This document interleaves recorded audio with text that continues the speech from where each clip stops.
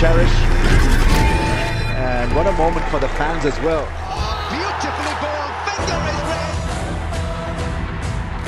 Oh, massive moment in this game.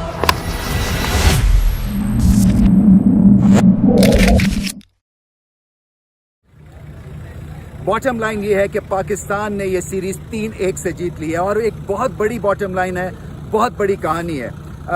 माना कि ये साउथ अफ्रीका की ए टीम नहीं थी, मगर पाकिस्तान का इसमें कोई कसूर नहीं है, क्योंकि उनको जो प्रेजेंट किया उसके ख़िलाफ़ उन्होंने लड़ना था, मैचेस जीतने थे और उन्होंने एग्जैक्टली यही किया।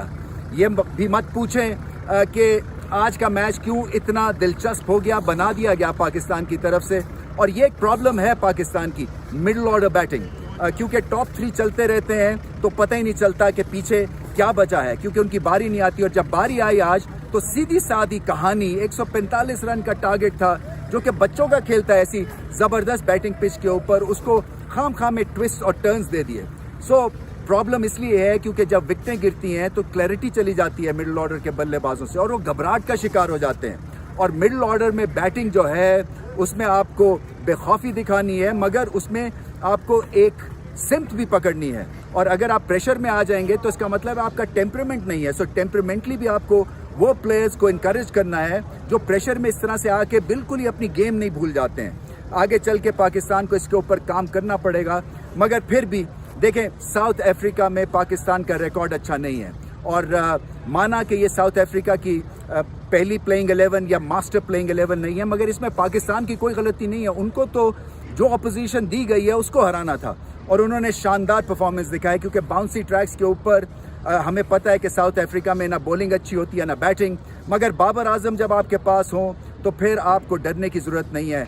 अपने करियर की बेस्ट बैटिंग कर गए वो यहाँ साउथ अफ्रीका में। इसी तरह से फ़खर जमान, जिनका आधा बल्ला खुलता था बॉल की तरफ, उन्होंने एक इनिंग्स अच्छी खेली और उसके बाद पूरा बल्ला खुलना शुरू हो गया और बहुत ही कमाल का उनका कमबैक हुआ। अगर वो फॉर्म में रहते हैं तो फिर पाकिस्तान के पास एक नहीं बल्कि 2-3 मैच विनर्स हो जाते हैं। रिजवान है, बाबर आजम है और 3 पे फ़खर जमान है। मिडिल ऑर्डर में जैसे मैंने कहा उसमें और तरतीब लाने की ज़रूरत है। इसी तरह से फ़हीम अशरफ, क्या बॉलिंग की उन्होंने आज के मैच में, क्योंकि मीडियम पेस बॉल करना और फिर मिडिल फेज में आके बॉलिंग करना और रन्स ना देना और विकेट्स देना, तो बहुत बड़ी परफॉर्मेंस थी। इनफैक्ट उनको तो हडल बना लेनी चाहिए थी अपने बाकी फास्ट बॉलर्स के साथ, ताकि उनको भी वो बताते कि यहाँ पे सक्सेसफुल की जो एक रेसिपी है वो ये है। बहुत अच्छी उन्होंने बॉलिंग की। इसी तरह से नवाज़ जो है वो सामने खुल के आए, जितना वो और ज़्यादा खेलेंगे उतना उनको कॉन्फिडेंस आएगा। बैटिंग में थोड़ी सी शार्पनेस लानी है, क्योंकि जब जहाँ पे खेलने जाते हैं वहाँ पे सीधा ही टी ऑफ करना पड़ता है, हिट लगानी पड़ती है।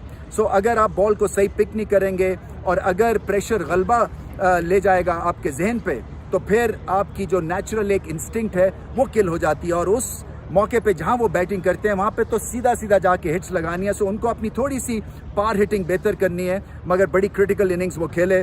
बहुत ही अच्छा उनका भी ये टूर रहा, विकेटें ली, नया बॉल बहुत आला किया उन्होंने। तो पाकिस्तान के पास बहुत से हाई पॉइंट्स हैं इस टूर के। सबसे बड़ा हाई पॉइंट बाबर आजम, और शायद उसके मुकाबले का हाई पॉइंट कि साउथ अफ्रीका को साउथ अफ्रीका में शिकस्त दी 3-1 से T20 और 2-1 से ODI सीरीज़। बहुत बहुत मुबारक।